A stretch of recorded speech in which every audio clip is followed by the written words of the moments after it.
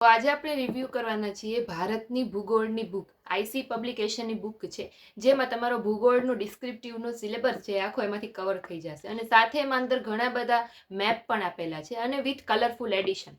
સાથે આ એક બીજી બુક આવે છે જેનું નામ છે મેજિકલ મેપ. એટલે કે આમાં આ જે નાનકડી બુક આવે છે એમાં ઘણા બધા મેપ અલગ અલગ આપેલા છે. તો હું એ પણ તમને અંદર રિવ્યુમાં દેખાડું કે આ બુકમાં શું કન્ટેન્ટ છે અને આ બુકમાં શું કન્ટેન્ટ છે. તો જો તમારે આને પરચેસ કરવી હોય બંને બુકને તો લિંક છે હું ડિસ્ક્રિપ્શનમાં એડ કરી દઉં છું, ત્યાંથી તમે આને પરચેસ કરી શકશો. અને હું તમને આગળ રિવ્યુમાં દેખાડું કે આમાં અંદર કન્ટેન્ટ શું આપેલું છે, આનું મટીરિયલ કેવું છે. ચાલો વિડીયોની શરૂઆત કરીએ.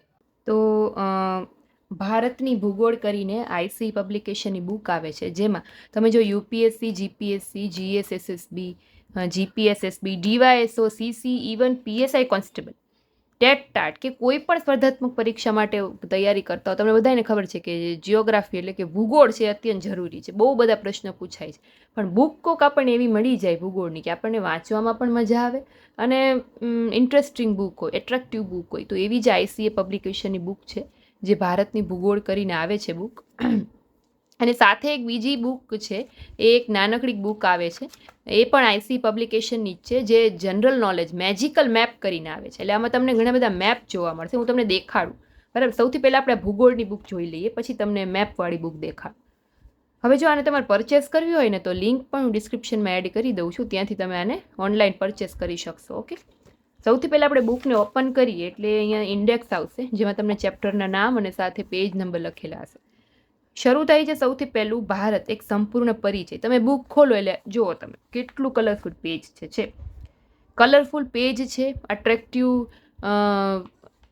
શું કહેવાય કન્ટેન્ટ છે, એટલે તમને વાંચવાની વધારે મજા આવે. ભારતનો ઇતિહાસ અહીંયાથી શરૂ થાય છે.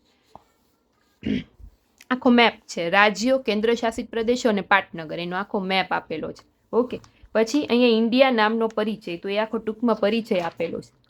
પછી વળી પાછું ભારતનો મેપ છે, સંપૂર્ણ ભારત એક નજરમાં, એટલે કે ક્ષેત્રફળની દ્રષ્ટિએ સૌથી મોટું રાજ્ય, સૌથી નાનું રાજ્ય, વસ્તીની દ્રષ્ટિએ મોટું રાજ્ય, એ બધું આપેલું છે.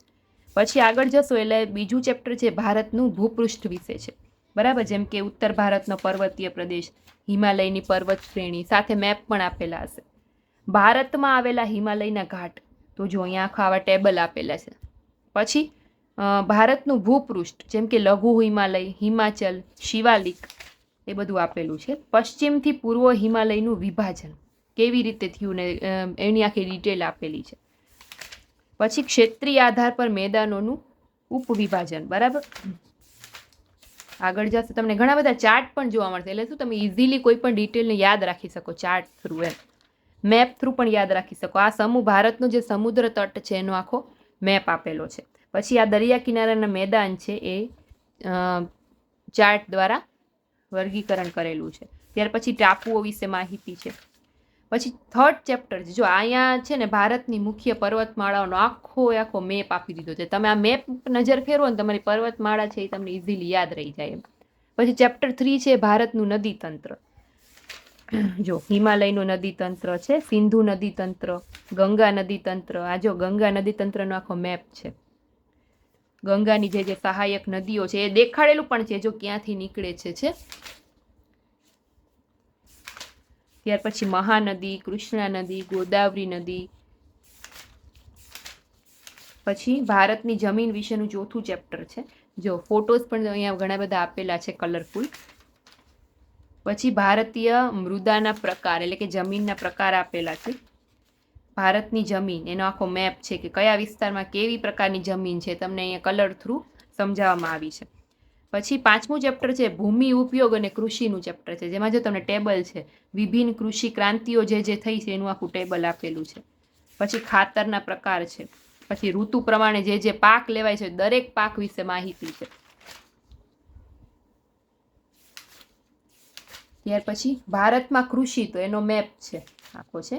છઠ્ઠું ચેપ્ટર છે ભારતની પ્રાકૃતિક વનસ્પતિ. તો જો અહીંયા સરસ મજાનો ચાર્ટ આપેલો છે, કુદરતી વનસ્પતિના કેટલા પ્રકાર પડે છે. પછી વનનું વર્ગીકરણ આપેલું છે, એટલે કે જંગલનું. પછી ભારતના વનસ્પતિ પ્રદેશ, તો એનો ચાર્ટ આપેલો છે. પછી જૈવ વિવિધતાનું ચેપ્ટર શરૂ થાય છે, જેમાં તમને જો જૈવ આરક્ષિત ક્ષેત્રો જે છે ભારતના 18, એનું આખું ટેબલ આપેલું છે.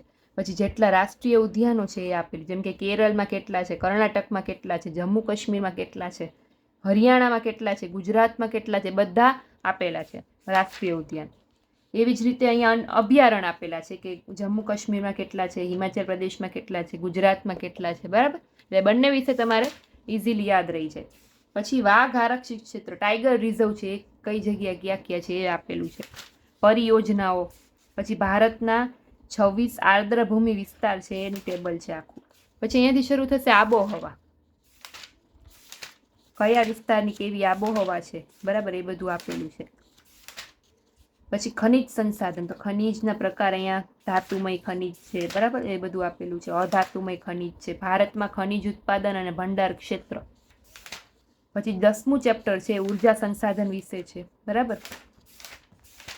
ભારતના ઉદ્યોગો, કાપડ ઉદ્યોગ, તેનો નકશો આપેલો છે. પછી પરિવહન ભારતમાં કેવું છે એના વિશે આખું, જો અહીંયા લખ્યું છે ભારતીય રેલવે ઝોન, તો એના આખો એક જે 18 ભારતમાં કુલ જે 18 રેલવે ઝોન છે એ આખા અહીંયા તમને આવી રીતે ચાર્ટ થ્રુ લખેલા છે. ત્યાર પછી રાષ્ટ્રીય જળમાર્ગ 1, આ બધા રાષ્ટ્રીય જે જળમાર્ગ છે એના વિશે માહિતી છે. પછી 13મું ચેપ્ટર છે ભારતની ભાષા, પ્રજાતિ અને જનજાતિ વિશે છે. પછી ભારતની વસ્તી વિવિધતા, જો આ આખું છે ને, ધારો કે ભારતની વસ્તી, ભારતમાં સૌથી વધુ વસ્તી ધરાવતા રાજ્યો કયા કયા છે, સૌથી ઓછી વસ્તી ધરાવતા રાજ્યો કયા છે, આ બાજુ સાક્ષરતા ક્યાં હોય સૌથી વધારે, કયા રાજ્યમાં છે, સૌથી ઓછી સાક્ષરતા કયા રાજ્યમાં છે, એ બધા ટેબલ આપેલા છે. પછી ભારતમાં જ્વાળામુખી, ભૂકંપ તથા દુકાળ એના વિશેનું ચેપ્ટર. જો ભારતમાં ગરમ પાણીના કુંડ કઈ કઈ જગ્યાએ આવેલા છે તો એની ડિટેલ આપેલી. પછી 16મું ચેપ્ટર ભારતમાં સિંચાઈ, ભારતના વિશ્વ ધરોહરમાં સમાવેશ થતા સ્થળો. ઓહો, જો તમે કેટલા બધા પિક્ચર આપેલા, બહુ સરસ પિક્ચર આપેલા છે. આમ ખોલો ને એટલે આમ મજા આવી જાય. જો તાજમહેલ, આગ્રાનો કિલ્લો, ઇલોરાની ગુફા, અજંતાની ગુફા, ટૂંકમાં ટોટલ વાત કરીએ તો 42 આવા તમને નાના નાના પિક્ચર જોવા મળશે, નીચેના નામ લખેલા છે. પછી ભારતના દર્શનીય સ્થળો જે છે, કઈ જગ્યાએ આવેલું છે પ્રસિદ્ધ સ્થળ, એ આખું ટેબલ છે. ભારતમાં સૌથી મોટું, લાંબુ ને ઊંચું શું, તો એના વિશેની માહિતી છે. ભારતના મુખ્ય સ્થળના ભૌગોલિક ઉપનામ. પછી આ જો રાજ્યોના રાજ્ય પ્રાણી છે, જેમ કે મધ્યપ્રદેશ રાજ્ય છે, રાજ્ય પ્રાણી કયું છે તો કે બારસિંગા હરણ. રાજસ્થાનનું રાજ્ય પ્રાણી તો કે ઊંટ. મહારાષ્ટ્રનું તો કે ખિસકોલી. તો જે રાજ્ય પ્રાણી હોય ને એના પાછા ફોટો આપેલા. ધારો કે તમને ઘણી વાર એવું થાય કે ભાઈ આ અહીંયા લખેલું છે કે નીલગાય કેવી હોય, તો તમે અહીંયા ફોટામાં જોઈ શકો કે ભાઈ આ નીલગાય છે, એટલે ફોટો પણ આપેલું છે, રાજ્યનું નામ પણ છે ને એનું રાજ્ય પ્રાણી પણ છે. પછી ભારતના સરોવર વિશે માહિતી છે. ભારતના જે મુખ્ય સરોવરો છે એનો આખો મેપ આપેલો છે. ભારતના સામુદ્રિક બંદરો, ભારતની ભૂસ્તરીય સંરચના, પછી સંપૂર્ણ ભારત એક નજરે, બરાબર, એ અહીંયા આપેલું છે. અહીંયાથી તમે વાંચી શકો છો. બધા રાજ્યો વિશે થોડું ડિટેલ આપેલી છે. બધા રાજ્યો આવી જાય ભારતના. પછી લાસ્ટમાં છે અગાઉની પરીક્ષામાં પૂછાયેલા પ્રશ્નો. લાસ્ટમાં એટલે કે PYQ, એટલે શું કે તમને ખ્યાલ આવે કે ભારતની ભૂગોળમાંથી કયા કયા ચેપ્ટરમાંથી વધારે ક્વેશ્ચન પૂછાય. આ બધા એ જ છે જો અગાઉની પરીક્ષામાં પૂછાયેલા હોય, અને સાથે જો આન્સર પણ અહીંયા અલગ કલરથી લખીને જ આપેલા છે. ટોટલ 136 પ્રશ્ન છે ને પેજ છે ટોટલ 236 બુકના. જો તમારે આને ઓનલાઈન પરચેસ કરવી હોય તો લિંક હું ડિસ્ક્રિપ્શનમાં એડ કરી દઉં છું. પછી એની સાથે તમને એક બીજી બુક દેખાડું, ICEની જ છે, નાનકડી બુક આવે છે, જનરલ નોલેજ મેજિકલ મેપ કરીને, બરાબર. હવે એમાં તમે છે ને બધા મેપ જોવા મળશે, જેમ કે જિલ્લા અને એના મુખ્ય મથક, તો એનો આખો મેપ છે. જો છે બહુ સરસ મેપ, કલરફુલ જોવા મળશે. એટલે તમે આમાંથી ઇઝીલી મેપ થ્રુ છે ને કોઈ પણ વસ્તુ તમે ઇઝીલી છે યાદ રાખી શકો એમ. એટલે ભૂગોળ માટે એક એ સારું, જ્યારે કે ગુજરાતના મહેલો છે તમે વારંવાર આ મેપ જોતા હો ને કે કયો મહેલ ક્યાં આવેલો છે, તમને માહિતી જલ્દી યાદ રહી જાય. પછી છે ગુજરાતના મ્યુઝિયમ છે તો એના વિશેનો મેપ છે. ગુજરાતની લાઇબ્રેરીઓ કઈ કઈ જગ્યાએ છે, ગુજરાતના પ્રસિદ્ધ ખાનપાન, ગુજરાતના સાંસ્કૃતિક વનો, ગુજરાતના લોકનૃત્ય છે, બધાના મેપ છે. જેમ કે ગુજરાતના ઉદ્યોગો તો તમે જોશો તો જો હસ્તકલા, સુતરાઉ કાપડ ઉદ્યોગ, રાસાયણિક ખાતર, તો એ ક્યાં છે. પછી અત્તર ઉદ્યોગ કઈ જગ્યાએ છે, ફિલ્મ ઉદ્યોગ કઈ જગ્યાએ છે, ઇમારતી લાકડું કઈ જગ્યાએ મળે છે, બધું અહીંયા આપેલું છે. પછી ગુજરાતના મુખ્ય પાકો, કઈ જગ્યાએ ક્યાં ક્યાં પાક થાય છે એ બધું. પછી ડેરીઓ, ખનિજ સંપત્તિ, ગુજરાતના ડુંગરો, ભૌગોલિક ઉપનામ, અભયારણ્ય નેશનલ પાર્ક કયા ક્યાં આવેલા છે, પછી ગુજરાતના ધોધ. પછી આ જે ભારતનો મેપ છે એમાં રાજ્યો, કેન્દ્રશાસિત પ્રદેશો અને એના પાટનગરનો મેપ છે. પછી આ ભારતનો સામાન્ય પરિચય છે. પછી ભારતની મુખ્ય પર્વતમાળા તો એનો મેપ છે. આ જે છે સમુદ્ર તટનું છે. પછી આ જે છે કૃષિ આબોહવાકીય ક્ષેત્રનો મેપ છે. પછી ખનિજ ક્ષેત્રોનો મેપ છે ભારતના, કે ભારતમાં ખનિજ ઉત્પાદન ને ભંડાર ક્ષેત્ર કઈ કઈ જગ્યાએ આવેલા છે એનો. ત્યાર પછી કોલસો ઉત્પાદન કરતા રાજ્યો, એનો મેપ છે, કઈ કઈ જગ્યાએ કોલસાનું ઉત્પાદન થાય છે. પરમાણુ કેન્દ્રો, કાપડ ઉદ્યોગ, રેલવે ઉદ્યોગ. ભારતના ભૌગોલિક ઉપનામો, જેમ કે ભારતનું સ્વિટ્ઝરલેન્ડ છે તો એ કોને કહેવાય છે? કાશ્મીરને કહેવાય છે. સુવર્ણ મંદિરનું શહેર અમૃતસરને કહેવાય છે. પુલોની નગરી શ્રીનગરને કહેવાય છે. એ મેપ થ્રુ સમજાવેલું છે.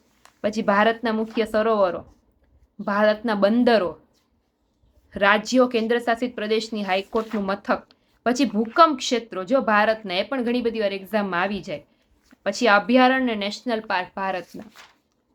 સિંધુ નદીની સહાયક નદીઓ કઈ કઈ છે ને ક્યાં ક્યાં કોને કોને મળે છે ને ક્યાંથી નીકળે છે, આખું મેપ થ્રુ સમજાવેલું છે. આ આખું ભારતનું નદી તંત્ર છે. આ ગંગા નદી તંત્ર છે, આ બ્રહ્મપુત્રા છે, અને છેલ્લે કૃષ્ણા નદીનું છે. ટૂંકમાં આ પણ બહુ સારી બુક છે, સાવ નાનકડી કેવી બુક છે. એટલે તમે શું આ રિવાઇઝ વારે ઘણી કરતા રહે એટલે અડધા ક્વેશ્ચન તમારે આમાંથી જ સોલ્વ થઈ જાય, નદી તંત્ર વિશેના, બંદરો વિશેના, બરાબર, મેપ જોતા હોય એટલે આ લેવી હોય તો આની પણ લિંક હું ડિસ્ક્રિપ્શનમાં આ જ વિડીયોમાં મૂકી દઉં છું. તમે આને પણ ઓનલાઈન પરચેસ કરી શકશો.